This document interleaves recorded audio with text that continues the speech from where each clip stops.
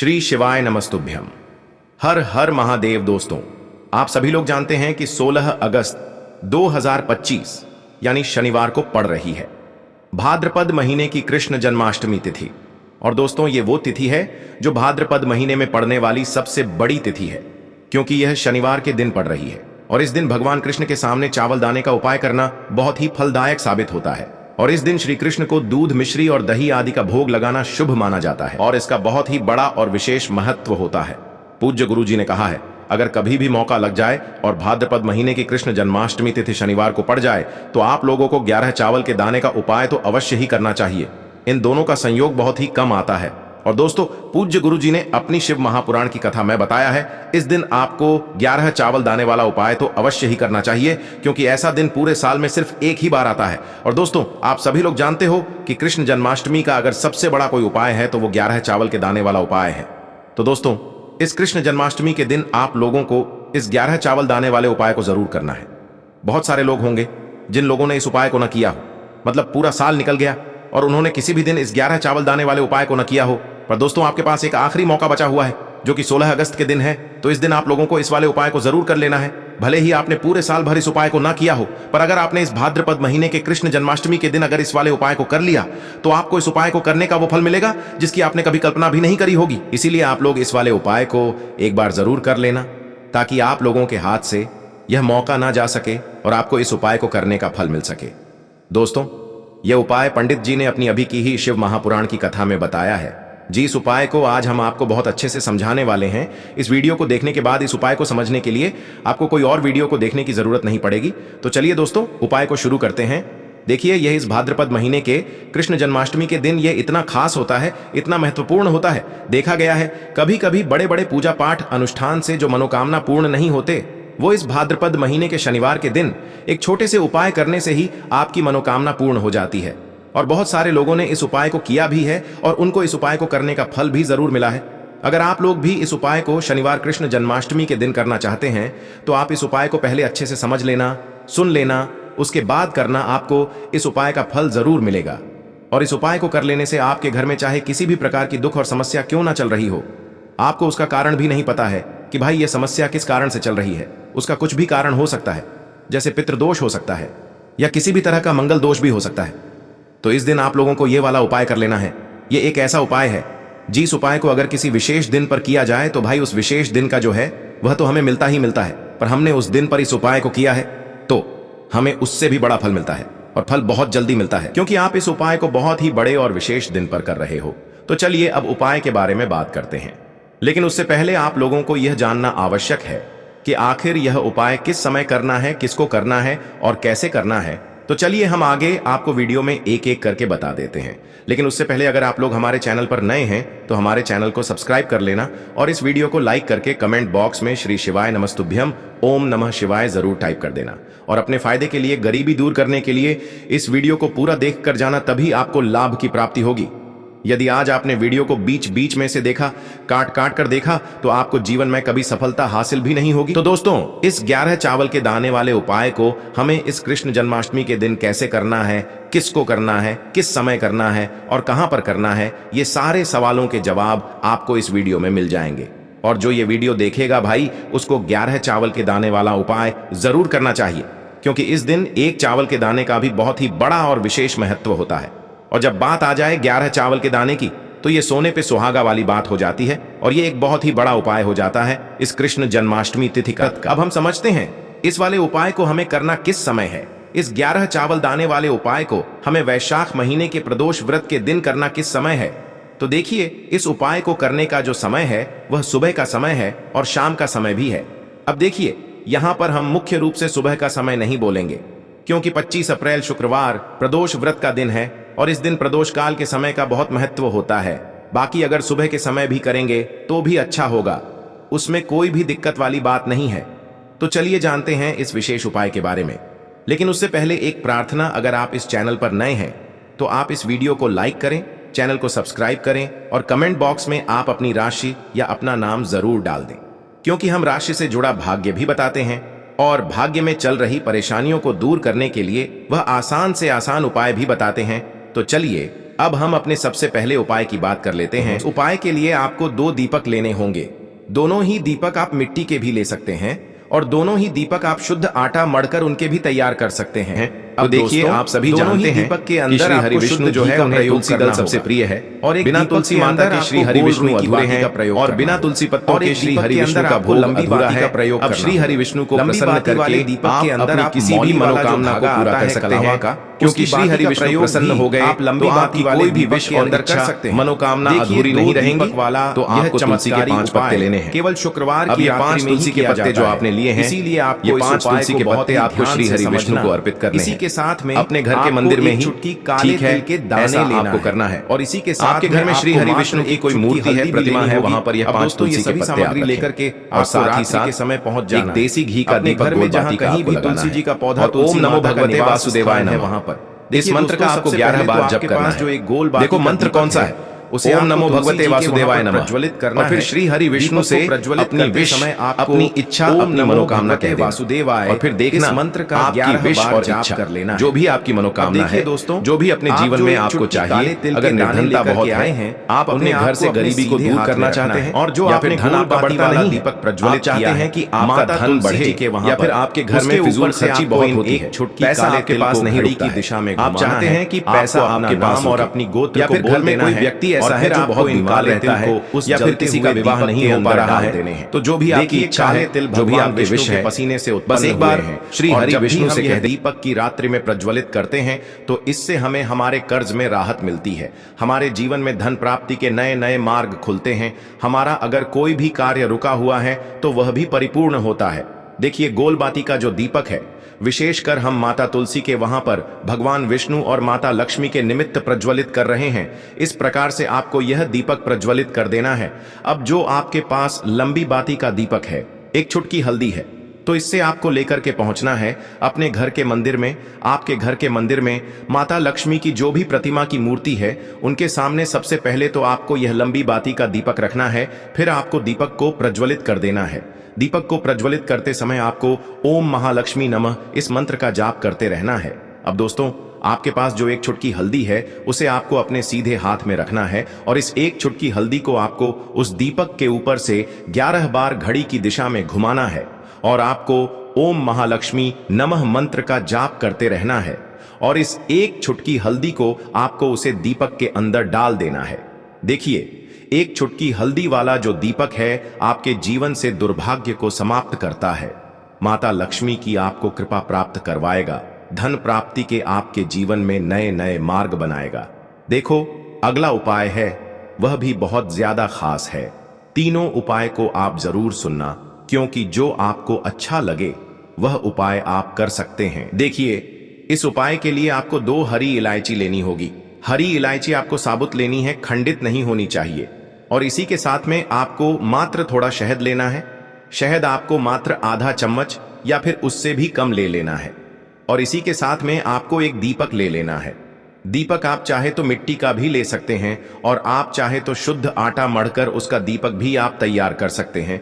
इस दीपक के अंदर आपको मौली का जो धागा आता है, कलावा का, उसकी बाती का प्रयोग करना होगा। यानी कि इस दीपक के अंदर आपको लाल रंग की बाती का प्रयोग करना होगा और इस दीपक के अंदर आपको शुद्ध घी का प्रयोग करना होगा। अब यह सारी सामग्री लेकर के आपको अपने घर में जो भी मंदिर है वहां पर पहुंच जाना है और आपको माता लक्ष्मी के किसी भी स्वरूप के सामने बैठ जाना है। अगर माता लक्ष्मी की फोटो है, माता लक्ष्मी की प्रतिमा है, तो उनके सामने आपको बैठ जाना है।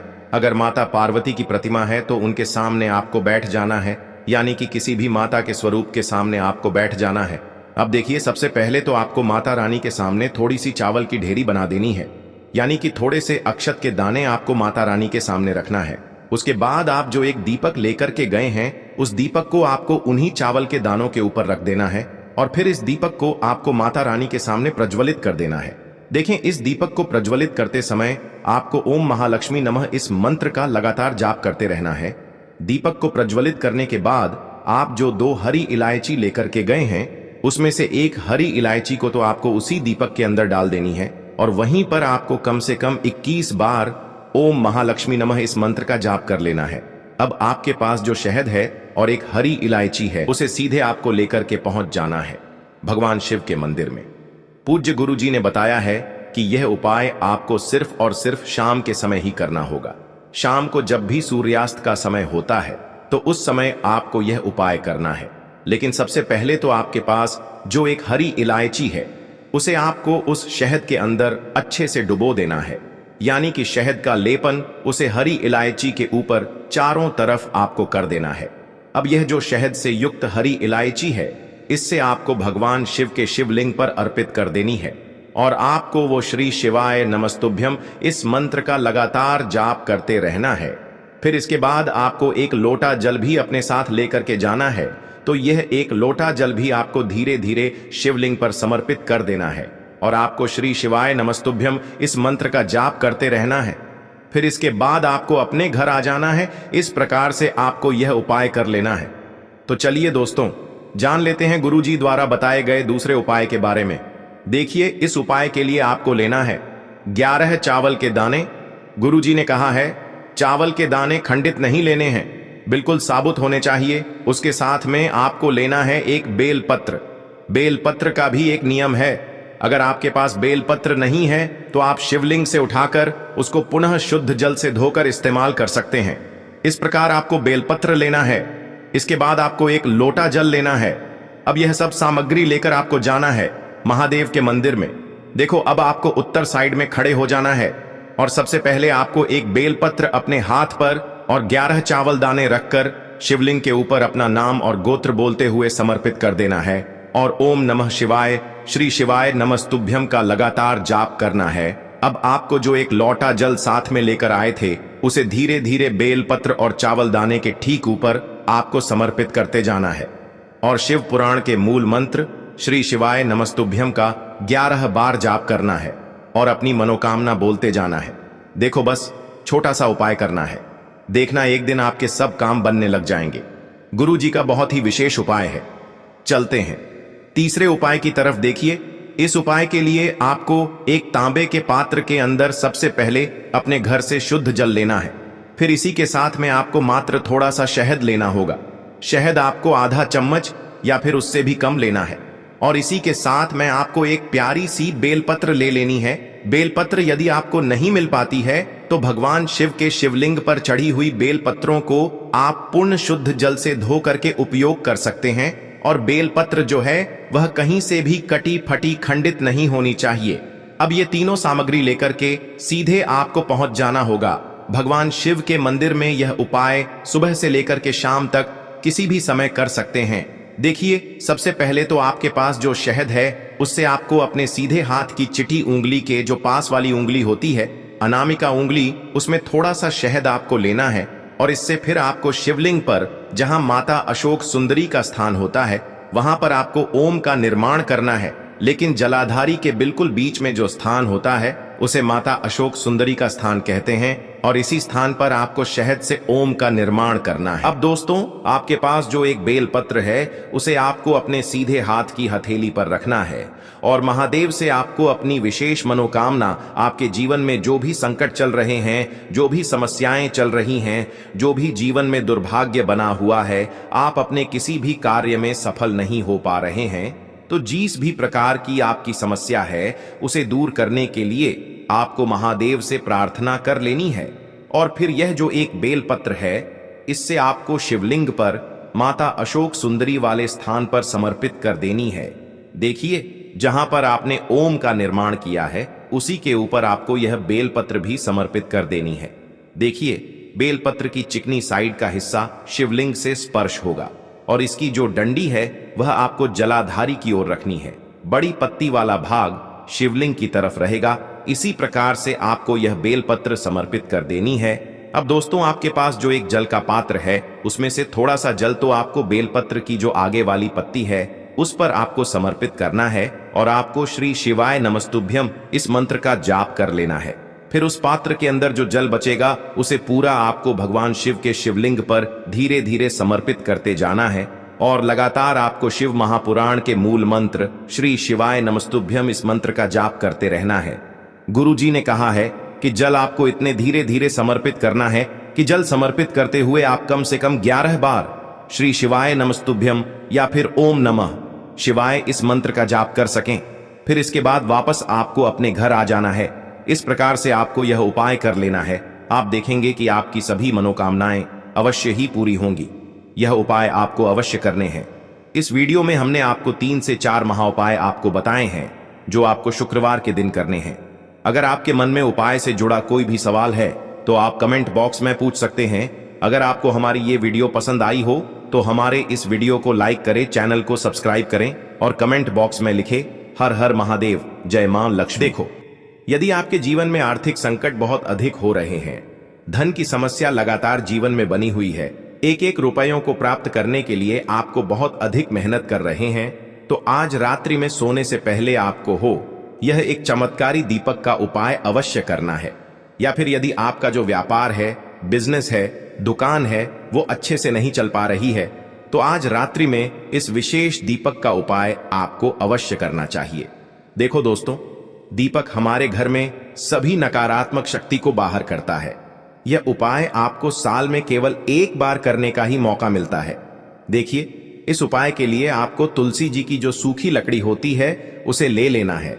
देखिए दोस्तों, यदि आपके पास पुरानी तुलसी जी की लकड़ी है तो उसे आप ले सकते हैं, और यदि आपके घर में तुलसी जी जो लकड़ी है वो सूखी हुई है तो उसकी लकड़ी आप तोड़ करके इस्तेमाल कर सकते हैं। लेकिन आपको ध्यान रखना है कि सूर्यास्त से पहले पहले ही आपको ये जो तुलसी जी की लकड़ी है इससे अवश्य ही तोड़ लेना है। तो इस उपाय के लिए आपको सबसे पहले तो एक मिट्टी का दीपक लेना होगा, चाहे तो आटे का दीपक भी ले सके, क्योंकि आटे का दीपक सभी दीपक में सर्वोत्तम माना गया है। इस दीपक के अंदर आपको शुद्ध घी का प्रयोग करना होगा और इससे दीपक के अंदर अपने जो तुलसी जी की लकड़ी ली है उसे भी रख देना है। लेकिन ये जो तुलसी जी की लकड़ी है इसमें आपको चारों तरफ अच्छे से घी लगा लेना है। देखिए, गुरुजी ने बताया है कि जो तुलसी जी की लकड़ी है यदि आप उपाय करते हैं और बहुत ही शीघ्रता से जल जाती है तो इसके लिए आपको एक कार्य करना है। आपको थोड़ी सी रुई ले लेनी है और उस रुई को आपने जो तुलसी जी की लकड़ी ली है उस पर अच्छे से चारों तरफ लपेट देनी है।